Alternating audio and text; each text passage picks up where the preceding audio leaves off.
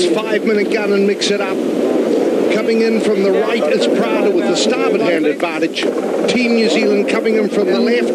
Expect the code 0 to break out. It is very difficult to handle, but it will give them the ability to accelerate. Yeah, I just told them. Yep, got it. They haven't used it yet.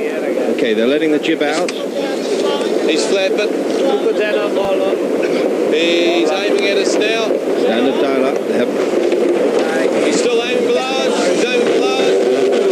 The Italians want to say to leeward of Team New Zealand. Now, the key thing to watch here is how far advanced the Italians can get.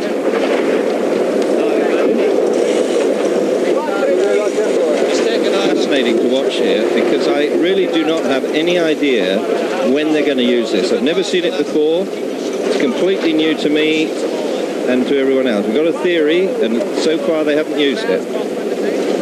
You can see it there. It's from the very bow of the boat to the top of the mast. An extra sail's obviously legal.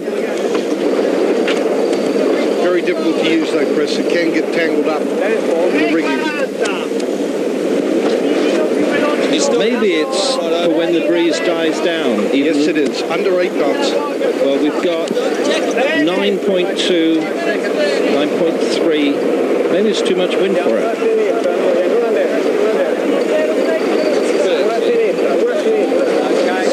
Big match here, PJ.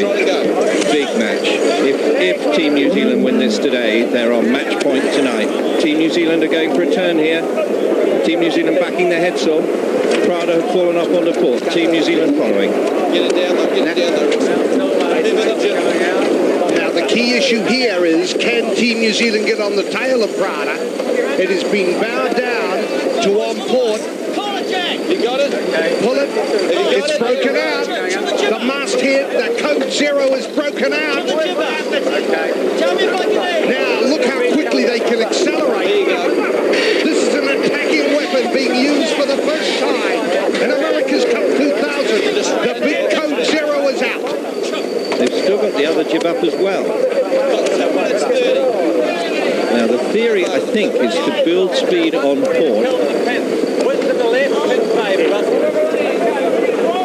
Coming down to committal time, 2:20 here. They're very close to the line. I would favour the left-hand side.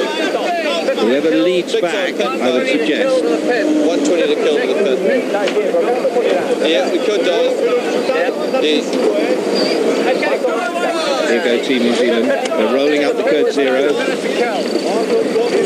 With a minute to kill. They're early for the pitch. Whether or not they want the pin, the breeze has been going left all the time, but Team New Zealand are out to the right. Down comes the code 0. Oh, he's coming up. Dial. Prada have to get out of the way. Layline here, layline. Yeah. They're still early for the pin. Code 0's out of the way down below. 35 to kill. Team New Zealand, I believe, are going to the pin end of the line and going left. Still got that. It's just coming up now. The call off Prada is, let's just stay close to him.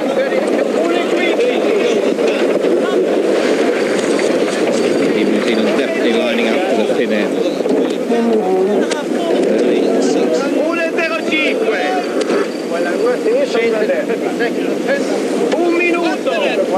1 minute. Prada coming in fast here. Prada going for the hook. Team New Zealand bow down, trying to match the pace here. I think we're still 5 early for the pin. Torben Grail has said, we want to go on the left, we must have the left. That is the call of Prada. Too late. Shopping list is in here. Team New Zealand own the left. 29. Time and distance. Watch it. On time for the pin. Team New Zealand have got the pin. They absolutely own the pin end. 17, 16, 15, 14, 12, 11. Coming to the start, race 4, America's Cup 2000. Both crews want the left, and Team New Zealand have won it. For the first time, breaking out the code 0 sail, and Russell Coots on his 38th birthday wins the start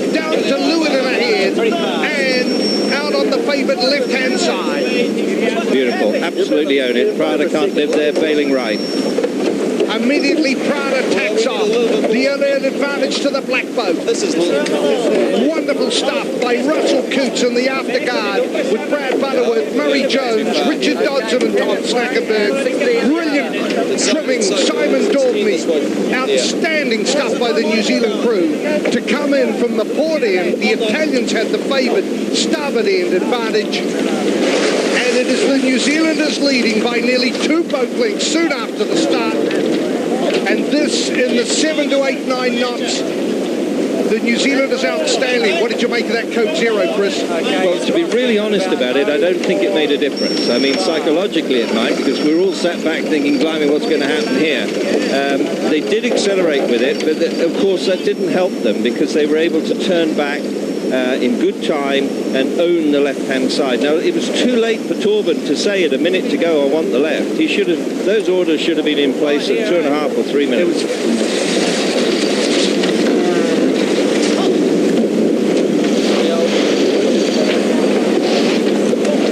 And Prada tacking back to starboard, coming back into this encounter. When we last looked at the animation, it was 30 metres or so, and this is going to be close. Pretty even, Tom's saying. Key point here is, can Team New Zealand squeeze past? They're on port tack, so they're the giveaway boat. Prada are the right-away boat. Looks to me as though Team New Zealand still haven't got quite enough leverage there to sneak around the bow of Prada, but it's going to be close. Will they take the risk?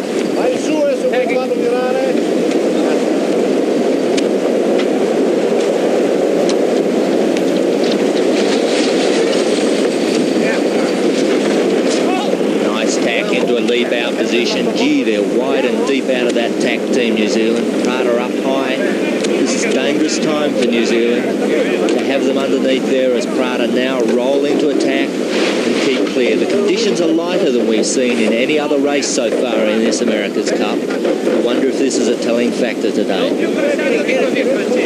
Through the Louis Vuitton finals, it was this condition that Prada looked to have good speed against America 1, and this will be a good yardstick now to see them up against Team New Zealand.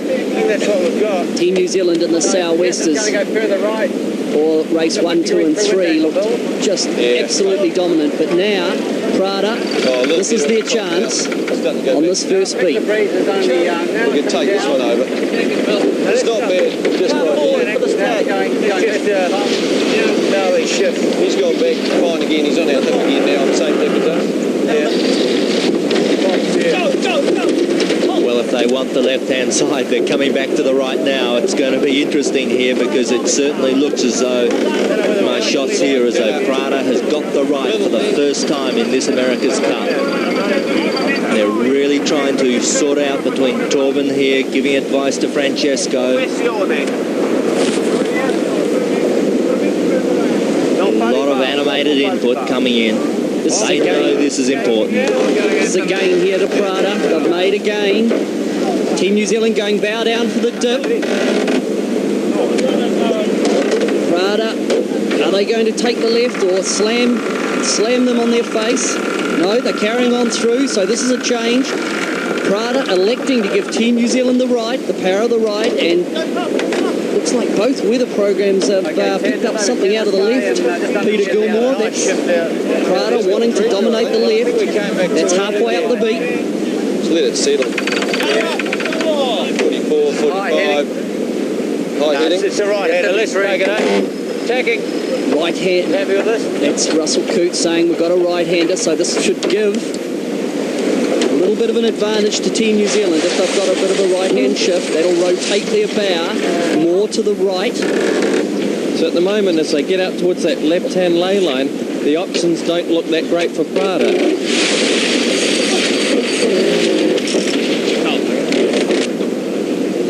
So Prada attacking back. Come on, Glenn. Sorry, I don't think you need to ask the question. It's your old crewmates from Lion New Zealand Steinlager, Kevin Shoebridge and Mike Quilder, and into New Zealand Endeavour. They're part of the weather program, and I'm sure that's what's happened. An outstanding weather program aboard Team New Zealand.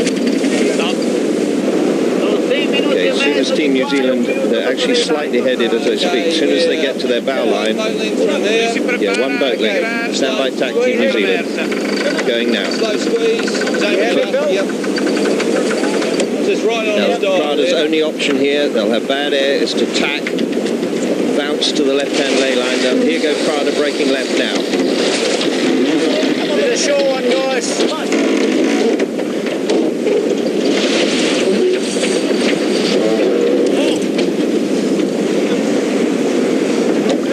Dean flips on the bow. That sort of gun barrel out to the side is actually the jockey pole. It's okay.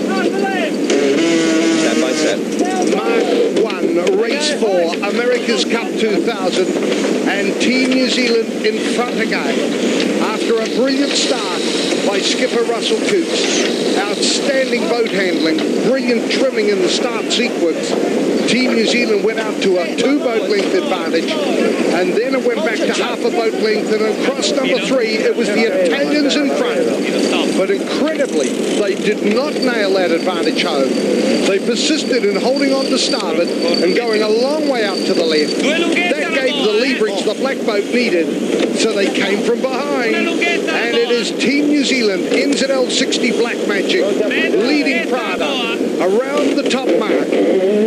As Luna Rossa ITA 45 rounds mark number 1, an amazing 45 seconds astern going into leg number 2. Amazing because the Italians had the advantage.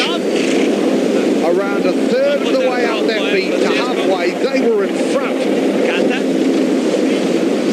And by not staying between their man and the hoop, they allowed an opening for Team New Zealand. We're going to get it on our bow. When we see the yellow trail of Prada there, each time they've come back, we see Team New Zealand come back and they've just stayed in sync with Prada. They haven't given them any leverage whatsoever. They've just stayed with them the whole time. And by keeping it down to 200 or 300 metres, it means that if there's a little bit of a wind shift, they're not going to lose more than maybe half to 1 boat length. And looking at that at the moment, that's still a lead of close to 6 boat lengths. They've lost maybe a couple of lengths since the top mark, but at the moment, Prada's really resigned to the fact that they're going to be second again, round mark number 2. Here he goes.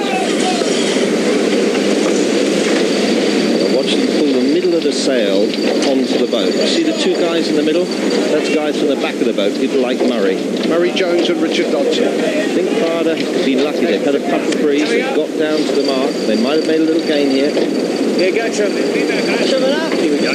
Mark 2, race 4, Team New Zealand still in front. 4 legs to go. Black Magic NZL 60 leading by 45 seconds at the last mark. This has been a gain, has it, to Prada? The Amiga clock ticking away. They spike their Jenica. Classic move here, Peter, is for Team New Zealand to hold, sort themselves out, wait for Prada to come round. When Prada break right, Team New Zealand will go with them. The clock's still ticking. Over half a minute and still going. As Prada round 39 seconds. So they've taken 6 seconds out of Team New Zealand. Well into leg number 3, the second beat to windward. And after a brilliant start by Team New Zealand, Prada bounced back to take the lead temporarily. They forgot the golden rule to stay between their rival and the mark. They gave a small opening to Team New Zealand, who extended to 45 seconds at the first mark. The black boat leading by 39 seconds at mark number 2. Russell Coots on his 38th birthday, well and truly in control with his outstanding crew aboard Black Magic NZL 60.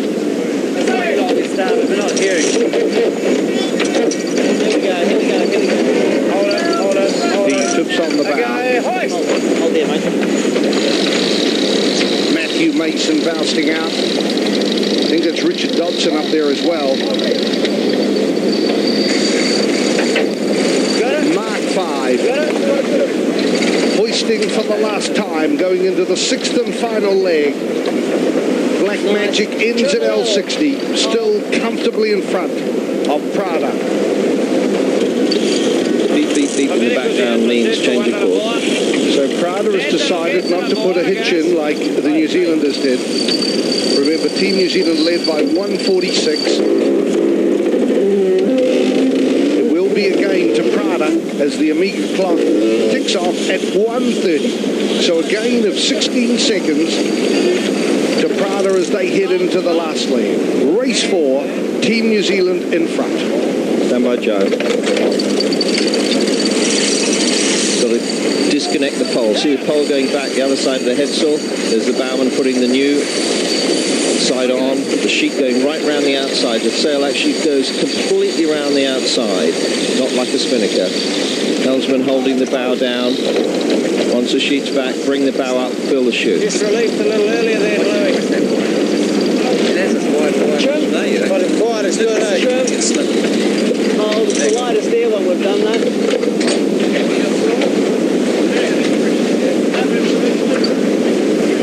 Yeah, okay. 148 for the port lay line. Oh, up just another 50 mil. It's showing 171. Right now the mini boat's upwind, right? Yes, mini boat's upwind by 10 degrees. Good stuff there. Committee boat upwind by 10 degrees, meaning the bias of committee boat. The left-hand end favoured as you look at it. That's as you look at it from the race boats. They're coming down to it. The left-hand end committee boat, as we look at it on the TV screen, committee boat's in the right. Stop.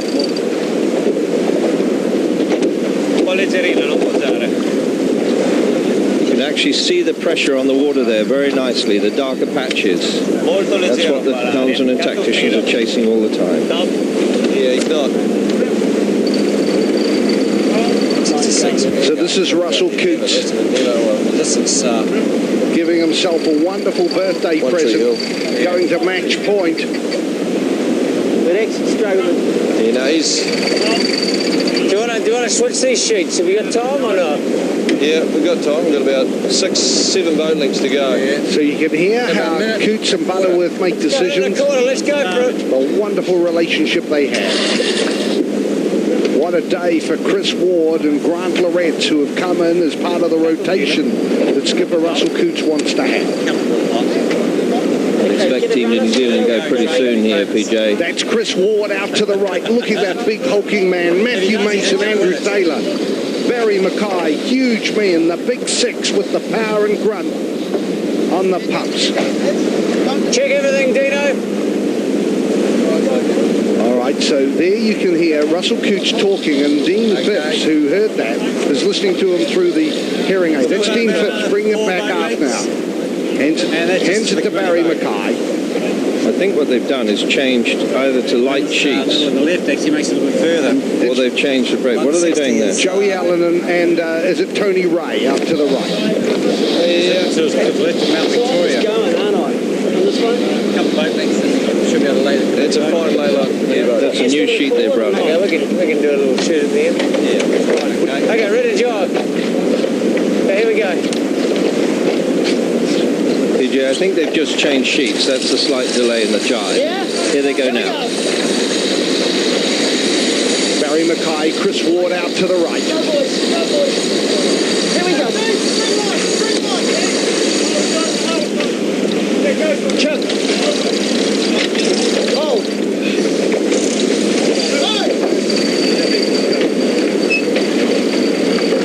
We're going to make it easy, I think.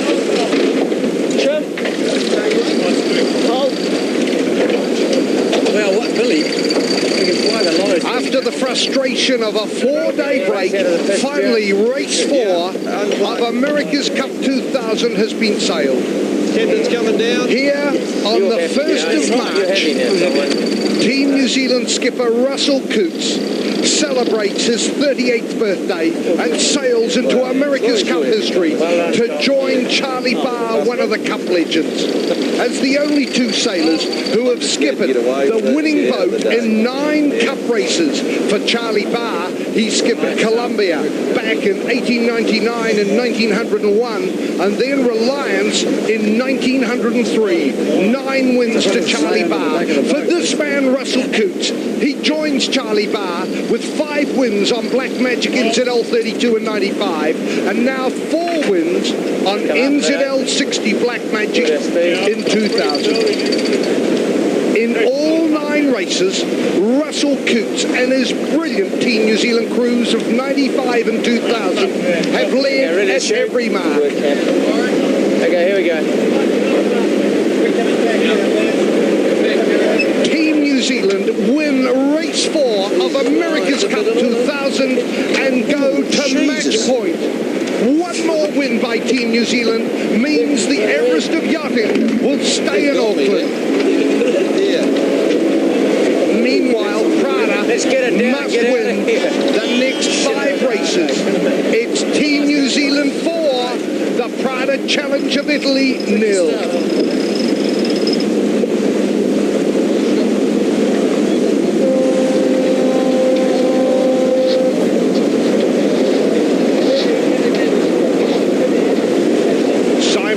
Matthew Mason out to the right. There's Andrew Taylor and Simon Daubney, who were there in 1967 aboard KZ7. That's one of the secrets of this brilliant crew, the senior pros. Matthew Mason, the hulking Cowrie from Whangarei, Barry Mackay in front, Andrew Taylor, they're all big hulking men. They're the big 6, the power and grunt to the punt. Out to the right is Simon Daubney. Behind them to the left is Warwick Fleury, the quiet star who's on the main sheet.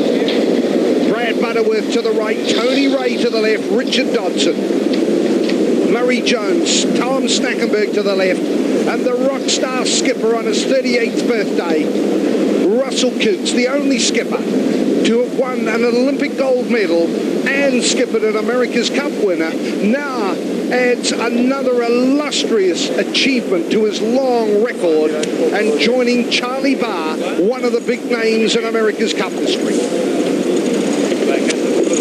Meanwhile, the Omega clock still ticks away as Prada comes down to the line. Oh, what might have been. They were in front on the first leg.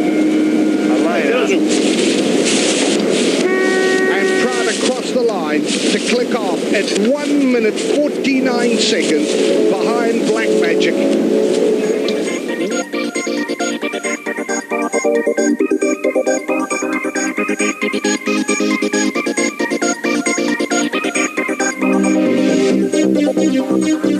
Really, we didn't have much option. If we had we couldn't do a lee bow tack on them because we were too far back, so we had to dip them, and the choice was theirs.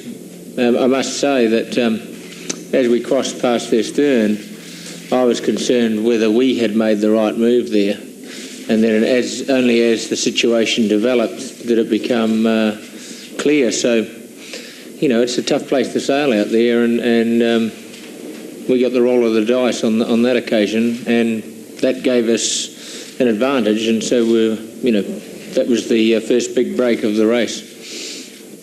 Well, we lost the communication too early today, and that was a little problem on us, but I think basically the problem was what Francesco was explaining, that we were treating the wind as a shifty wind, and it was just a permanent shift.